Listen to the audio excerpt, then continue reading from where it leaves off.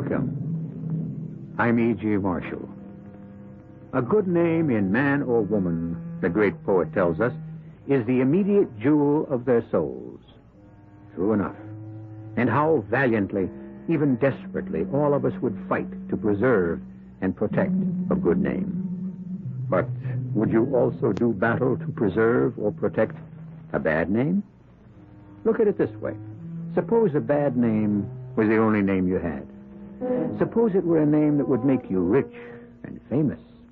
What then? Would you give it up?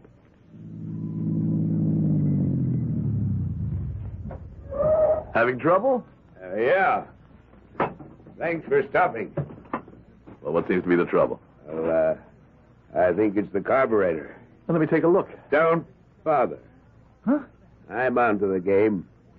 You're working with Jim Kuick, aren't you? What are you talking about? Don't move. Mister, what are you pointing that gun at me for? I'm just going to kill you before you kill me. Kubick monkeyed with the carburetor, so I'd have to stop along here. Look, I figured you were in trouble, and I wanted to help. Well, if you're religious, I'll give you a couple of seconds to pray. You got it all wrong. You look like you were in trouble. I only want... Oh.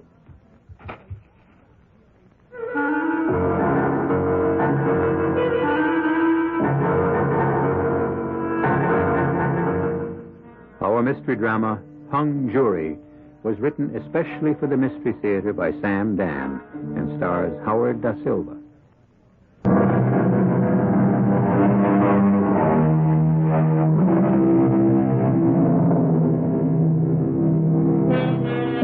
They exist in every country. Here they are referred to as Middle America. They are the hard-working, sober-minded, respectable members of the community, the guardians of its morality. And one of their vast number is the hero, or more properly, the protagonist of our play. His name is Henry Pollard. He's 40-ish, bald, a bit plumpish, and like the character in the classic popular song, you'd pass him on the street and never notice him. And the only reason you'll notice him now is because we shall take you into his house, a suburban split ranch, where we shall confront him in an after-dinner discussion with his wife. Henry? Yeah? I'm afraid I did something you might not approve of this afternoon. Oh, there's not much danger of that. What was it? I volunteered you again. Did you? What for this time? Oh, the books at the church are so confused. And you said I would straighten them out. They need someone who's an accountant. I don't mind, Norma. You don't? Of course not. Well, I do. Now that I think of it, I just... Oh, dear. You're upset. Yes, I'm upset. Let me tell you why. Louise Farnham, head of the finance committee, called me and said, "Darling, our books are absolute chaos. Could Henry be a doll and straighten them out?" Well? I said yes, without thinking. And then I said to myself, why? Why shouldn't I, Norma? I'm an accountant. You're not the only accountant in the congregation. Why don't they ever ask Seth Burton or Tom Mosley? Well... Whenever something has to be done, the automatic reflex action. Call on Henry Pollard. I don't mind. You've been extending yourself for 10 years. In the church, the school, the charities. And where did it get you? Where's it supposed to get me? Nowhere definite, I suppose, but I don't think you're getting any real satisfaction out of it. Well, that's not true, Norm. What's all this? Why are you so upset? Because you're being taken for granted, and I think that rankles you. I think you're bored with your life. Norma, darling. No, you're 40. You're not really getting anywhere. I've got a promotion coming up. You haven't made a mark on the world, and you think being active in the community will somehow do something. But it hasn't. Darling, I'm very content. You don't use that word at 40. It's men like you who eventually break out, do something rash, desperate. What can I do to convince you that I'm happy with the way things are? Oh, I guess I'm being silly. I'm not even sure I understand what I'm saying. Oh, I I hope that's not the office. Darling, if they need me, they need me. Hello. Hi, Precious. Who is this? Oh, you're not alone. Yes, Mr. McTavish. I remember you. Did you get away? Well, aren't you supposed to be in Los Angeles? Oh, I missed you, sweetie. So I came home. Well, if you need the figures, Oh, the way you say figures really makes me feel sexy. I'm sorry you missed me at the office. Oh, Angel, I miss you everywhere. I can't get enough of you. No, you people cannot do the annual report unless I check it out.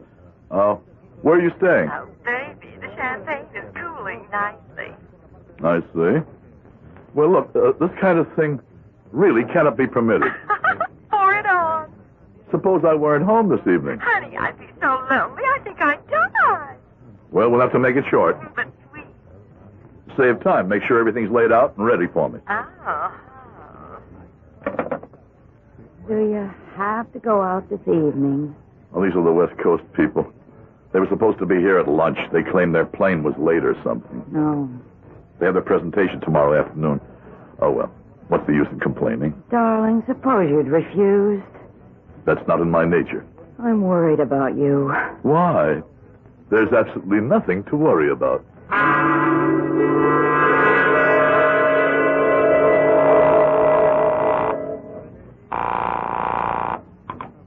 Hello?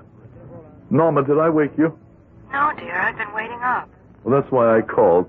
This thing is going to take longer than I thought. Oh. I can't tell you how confused everything is. Will you be very late? I'm afraid so. Don't wait up for me.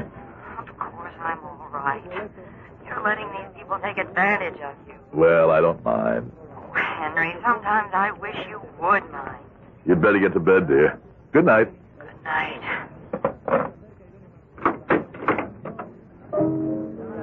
Lover, Hey, how you doing? I need $100. I gave you $100 a half hour ago. The bad man took it away from me. He kept making that little ball drop into black every time I said red. So I thought I'd fool him. I said black, and he made it drop red. Well, our luck will change. Can I have 100? Well, Something wrong? You've such a funny look. I mean, a serious funny look. I don't have $100. Oh, well, that's nothing. When we were in Vegas, you didn't have $1,000 that time either. But you just went ahead and asked Mr. Nightingale if everything was okay. Mr. Nightingale? Yes. You said they call him Mr. Nightingale because he sings such a sweet song. Well, it's just that I'm in kind of deep. Oh, precious.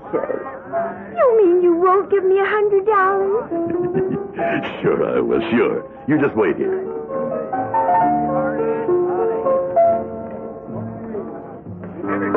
Come in.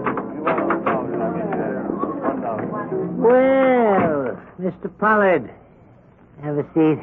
Thank you. What can I do for you? I would like to extend my line of credit. Credit. The whole world's based on credit. Oh, well, let's check it out. Well, what are we checking out? Oh, we're completely up to date, Mr. Pollard. The dial on this telephone is hooked into a computer. In this little book, we have a roster of our customers' names, and beside each is his code number. Let's see, Pollard. Yeah. Oh, yes. 091.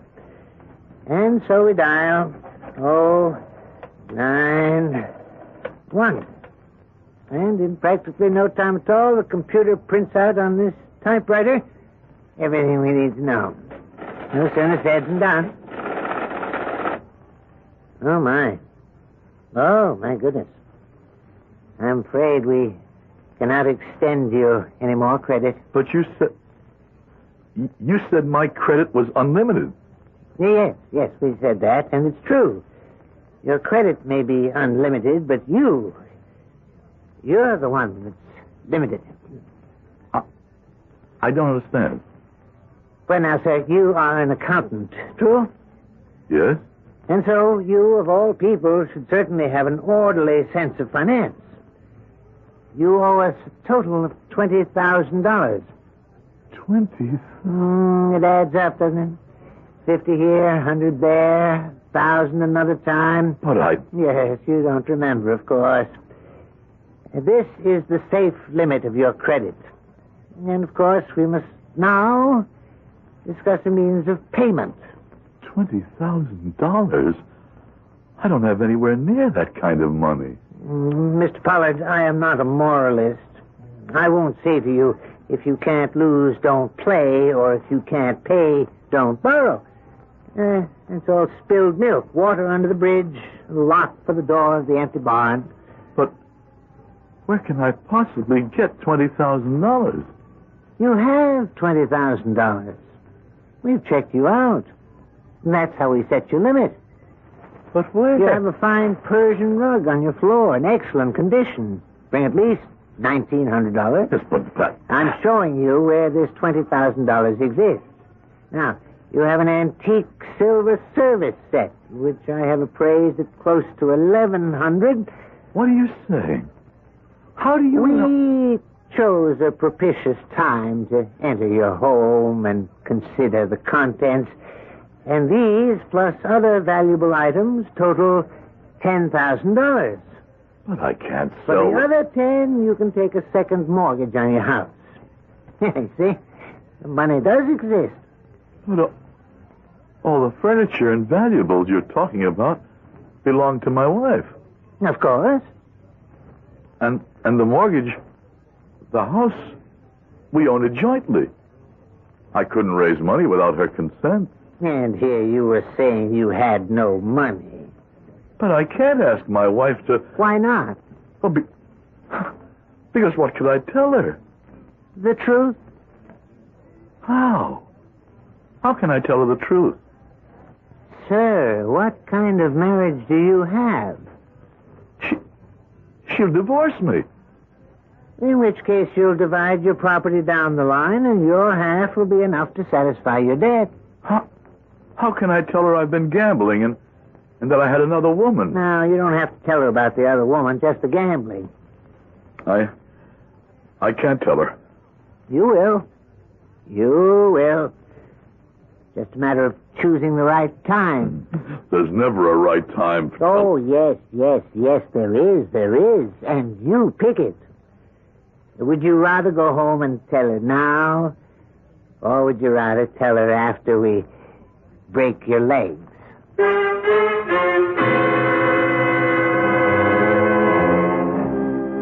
His name may be Mr. Nightingale, but the song he sings is more fitting for a vulture.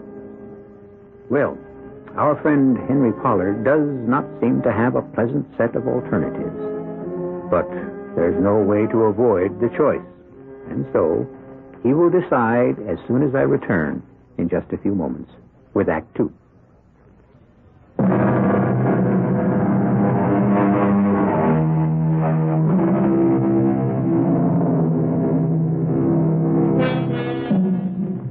When a man walks what is called a straight and narrow pathway all his life, the law of averages insists that he will have to fall off eventually. And the distance he falls is usually related to how firm was his step in the first place. Henry Pollard must have been treading very lightly because he has fallen all the way. I can't do it. I can't tell Norma. Then there may be another alternative. Steal it. Steal it from your company. Steal it? I'm not a thief. Oh, yes, you are. You're willing to steal the money from me. And don't say that's different. I can't steal the money. Why not? You're an accountant. Well, I don't handle money. I just keep track of figures. Well, then you just have to go home and test your marriage.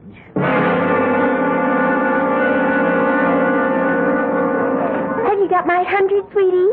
Huh? My 100's yours. Don't call because I'll give you a kiss for each and every one of them. No. Let's go home. I don't want to go home. I want to play roulette. I don't have any more money. I know. That's why you went in to see Mr. Nightingale. He won't give me any more. Uh-oh. You're broke. And in debt. Oh. Let's get out of here. Where can we go? Who cares? I care. What was all this you were telling me about being a free spirit, huh? Well, your spirit can be free, but everything else costs money. Well, let's just get in the car and drive, huh? And live on what? on my credit cards. It'll take him maybe a year to catch up with me, and then who cares? It's been nice knowing you, Henry. Julie. Henry, a girl has to be sure of the rent. But I can't go home. I can't.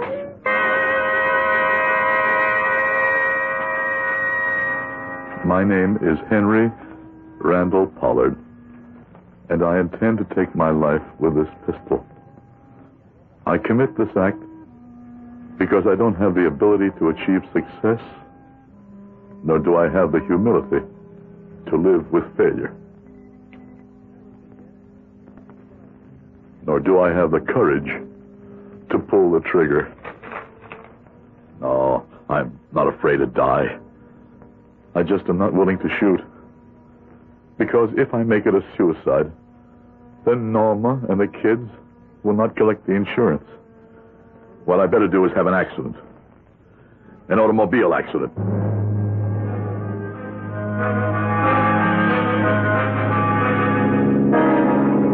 There's a guy up ahead. Huh? All alone. This hour of the night. He must have had a breakdown. No, I can't pass him by. I can do what I have to do later. Let me do a good deed before I leave this world. You in trouble? Yeah. Oh, yeah. Thanks for stopping. I can't... I don't know. Something went wrong with the car. Well, I can give you a lift to the nearest phone or garage. Would you? Oh, that would be fine. My name is Barrington. Elmer A. Barrington. I'm Henry Pollard. Well, this is so kind of you, Mr. Pollard. So very kind. Could you drop me off at a motel? I'd like to spend the night there and worry about the car tomorrow. Sure. Sufficient unto the day, the trouble's there, too, as they say. Hop in. Just got a few things I want to take with me. This bag and my attaché case. That's about all. Now I'll just run up the windows and lock the doors. Let me give you a hand. No. Don't you touch that case. What? I only wanted to help. Put it down. Well, sure. I'm sorry. Yeah. I see it all now. This is the way it was supposed to be. Kubik arranged for my car to stall out on the turnpike. Then you happen along as if by coincidence and kill me and take the money. That's an old trick. Will you please tell me what you're talking about? Oh, yes. It's the last trick you'll ever try. Hey, what are you going to do with that gun? You can't kill me. Oh, but I can. And I kill very well. Look, mister. Because I have an instinct. A hunter's instinct. A killer's instinct. I smell, I sense death and murder. Look, all I wanted to do was help you. And before I kill you, I must tell you why your little scheme failed. I had no scheme. You were overmatched. You and my idiot servant, Kubik. I don't know anybody named... This is the last minute of your life. And you should know why your amateurish plan was doomed from the start. Believe me. I've lived here in America 30 years. Look at me. Listen to how I speak. I'm an American. A typical American, no? But my name isn't Barrington. It's von Barnheim. I killed 100,000, 200,000. Who can count them? I pacified Warsaw for my Führer. The others, Goering, Himmler, Goebbels, Streicher, all dead. All gone, except me. Me! One they call the werewolf of Warsaw. And now, you're dead, too.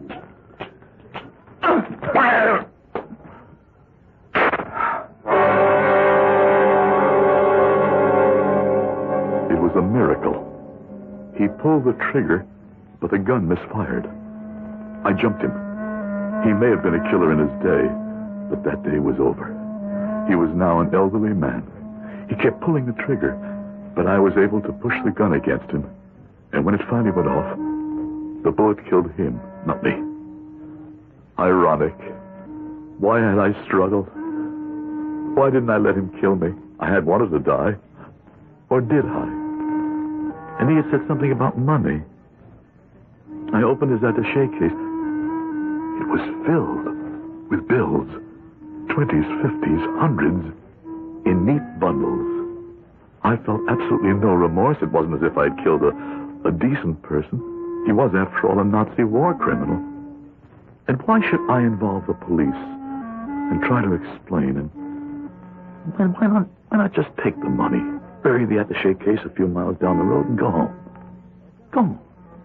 Pay off Mr. Nightingale, and never stray off the straight and narrow path again, because, well, maybe this was the way Providence chose to reward me for being a good citizen who had only made one little mistake.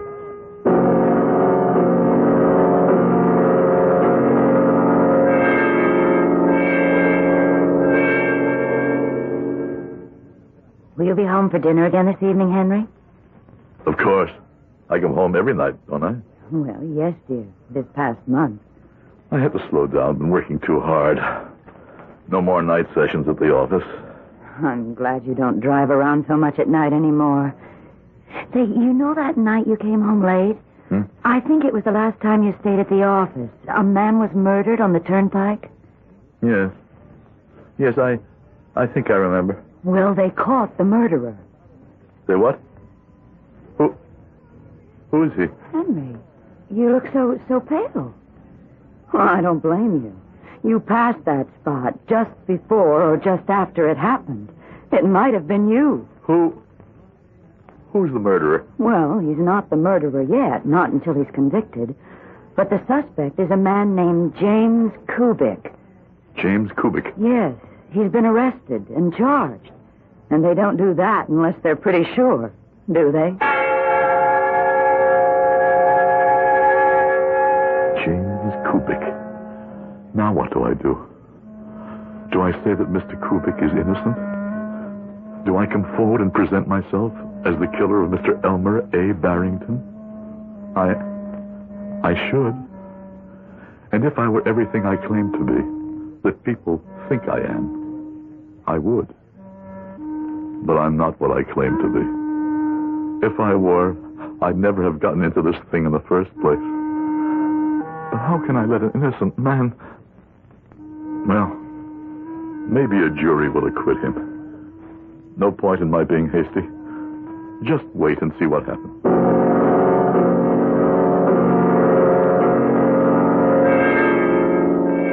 Was there any mail today, dear? Yes, I was going to call you at the office, but...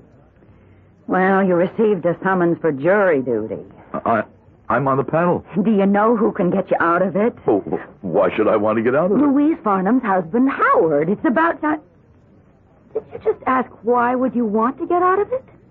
You can get stuck with a murder case and be tied up for weeks, even months. Well, but it's the duty of every citizen. Certainly. Therefore, let somebody else do it. No, dear. I'm afraid I'll have to accept my obligation. Mr. Pollard, you are aware of the fact that you're under oath. Yes. My name is Victoria Ullman. I am the attorney for the people. Do you know me? I do not. Do you know the defendant, James Kubik? No. His attorney, Mr. Kenneth Hayes? No. His Honor, Judge Wilson? No. Did you know the deceased, Mr. Elmer Barrington? No. Do you know any of the jurors so far selected? No. Then you are not acquainted with any of the parties so far involved in this trial. That's right. And have you formed any opinions on the matter? No. You understand you will be sequestered for the duration of the trial, unable to go to your office by day or to your home at night? Yes. Your Honor, the people find Mr. Henry Pollard acceptable. I knew the questions were a matter of form. All the time she was talking to me, she was looking at me, trying to determine, maybe to guess, if I could be fair, or if I could even be prejudiced in her behalf. I breathed a sigh of relief. I was halfway home.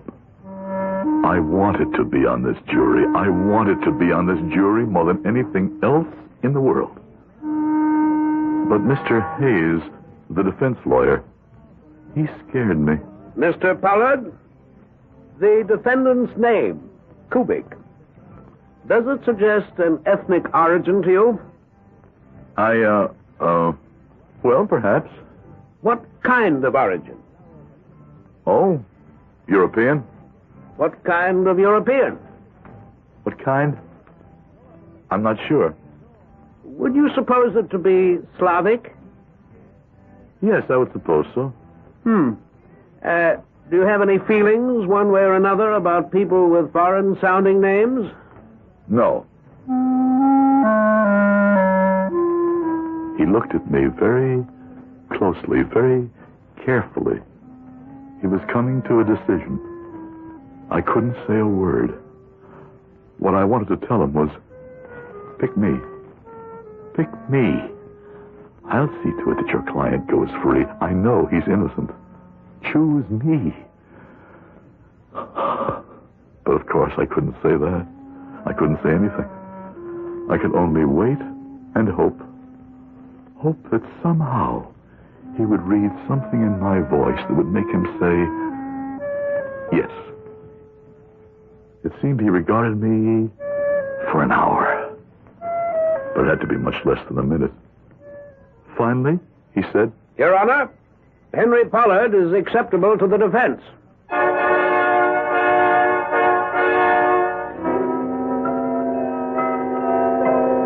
Acceptable to both the people and the defense. We have Henry Pollard, now a juror, sitting in judgment.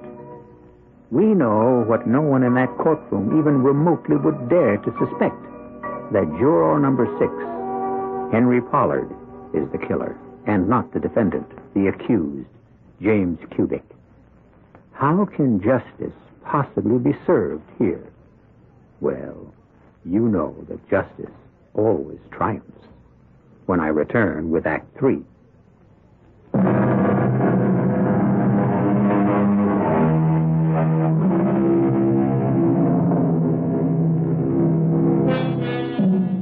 We have been observing the workings of fate on the life of one Henry Pollard.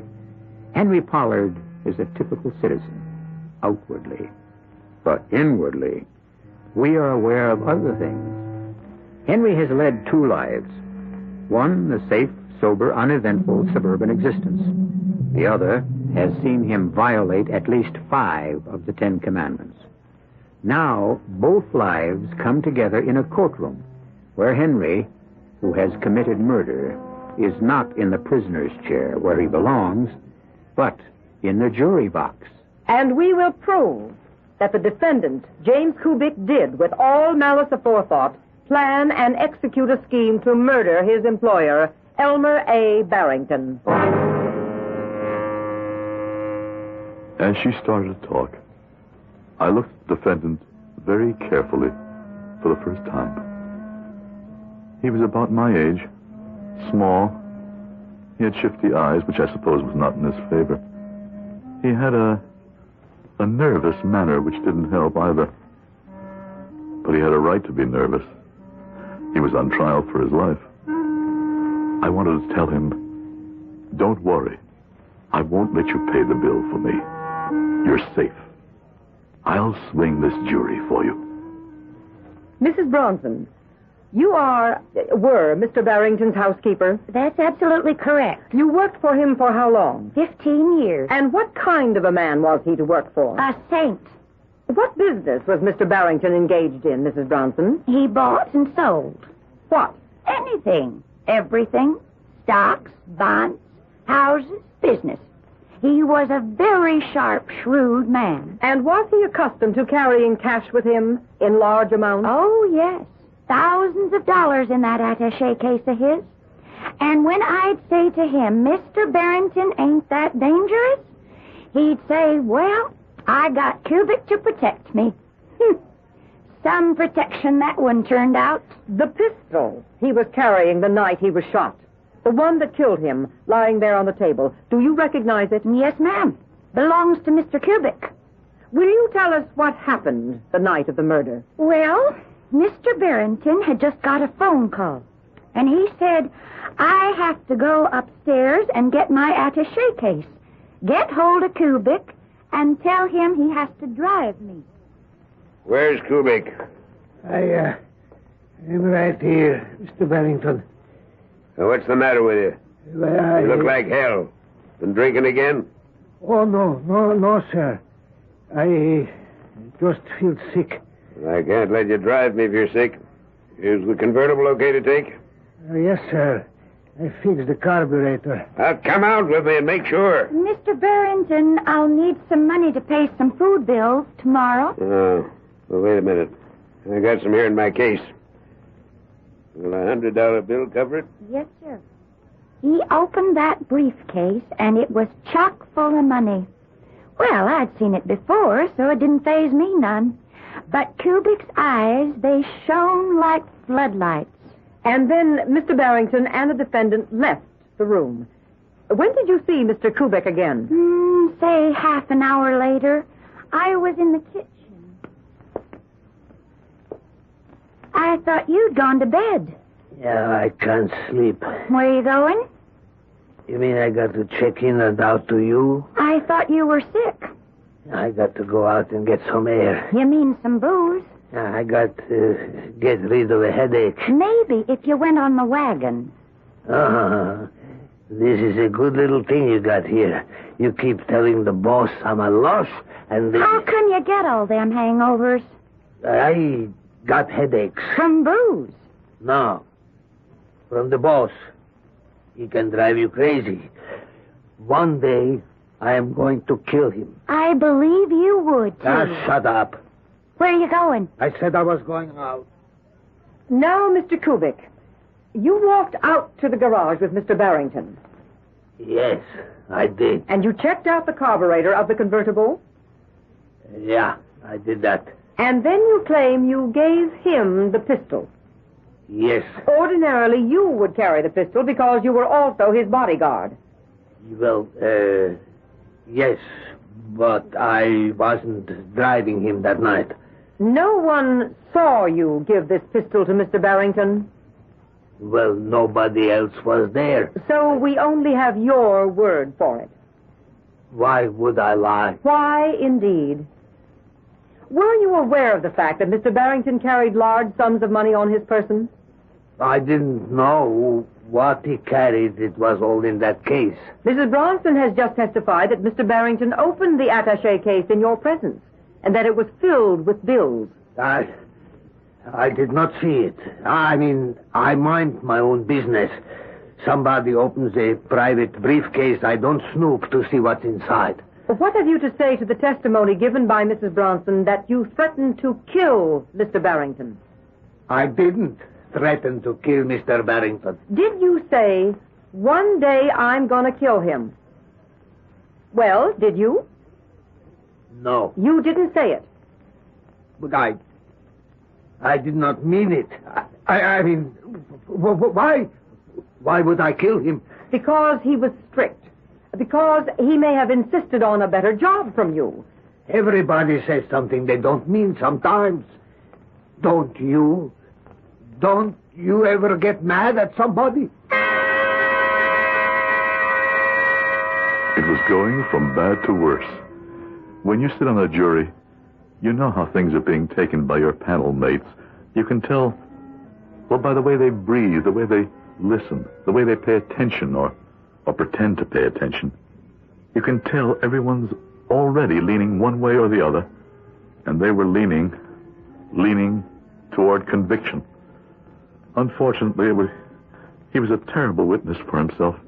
Didn't Mr. Barrington threaten to fire you? No. Yes. And isn't it true that the real reason he kept you is because you were willing to work for low wages? Well, Why were you willing to be underpaid, Mr. Kubik? Well, jobs are hard to get. Especially for a man with a criminal record. To compound the damage, Kubik had served time for assault. He had almost killed a man. There may have been some justification, but I could see he was gone. And yet, I couldn't let him pay the bill for me? Or could I? But what could I do? Stop the trial and step forth and confess? No, I couldn't do that either.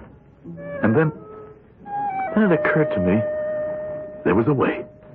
He would be found guilty, but I could make him a hero. He would get off easily. All I had to do was somehow get word to his counsel. Your Honor, I wish to recall the defendant to the stand.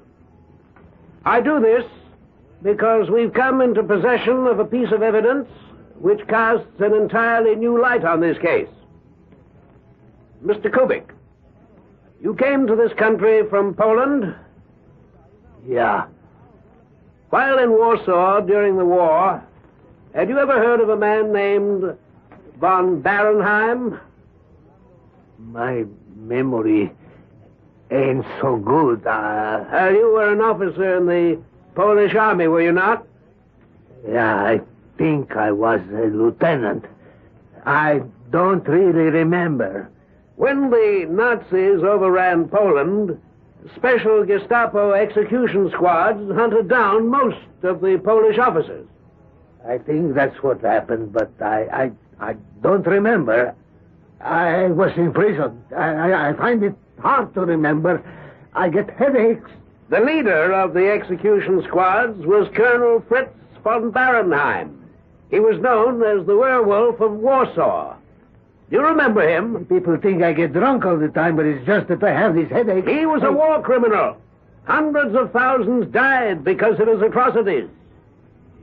Now, we have been able to determine that this von Barenheim escaped to America and changed his identity to Elmer A. Barrington. I got a headache now. But you, one night you recognized him. Something happened. He gave himself away.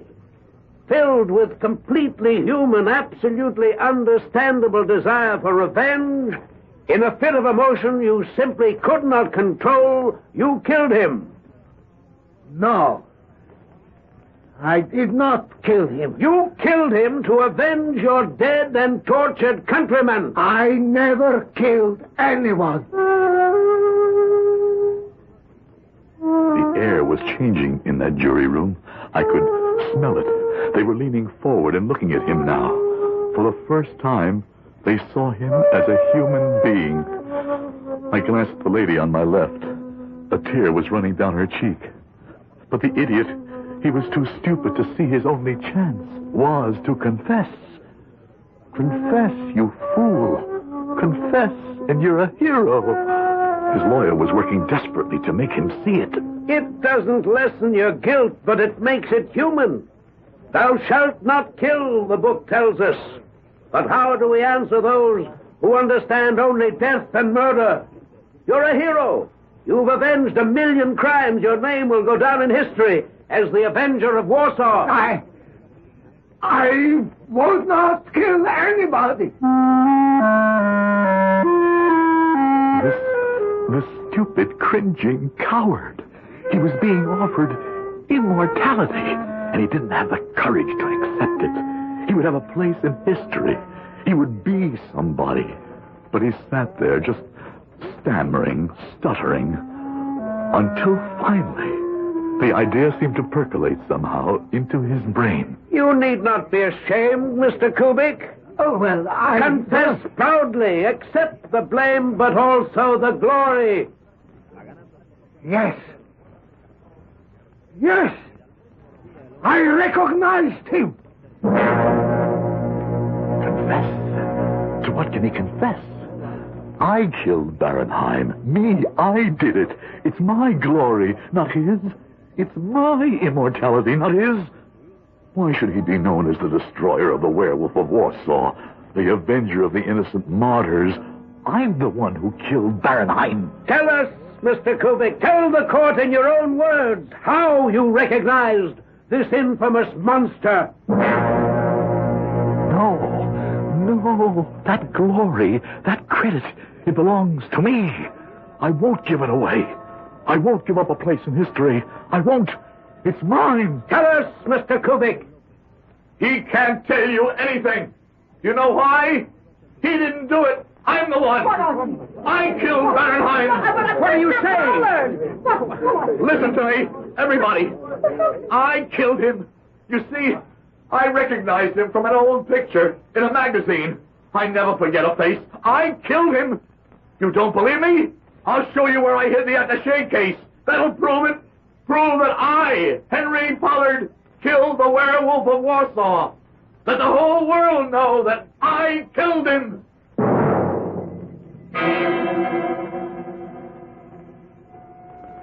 And the whole world did. And Henry Pollard became a hero.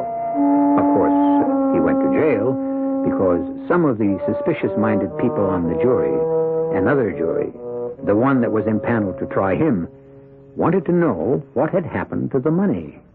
But there are still those who see him as a man of the purest motives. My only motive is to return here in a few moments.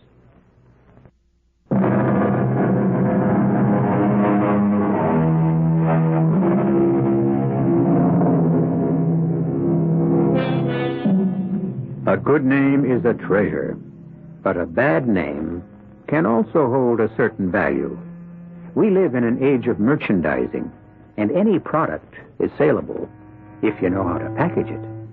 Right here, at this position on your dial, you can have 7 exciting and suspenseful packages each and every week. Our cast included Howard Da Silva, Catherine Byers, Joan Shea, Bob Dryden, and Guy Sorrell. The entire production was under the direction of Himan Brown.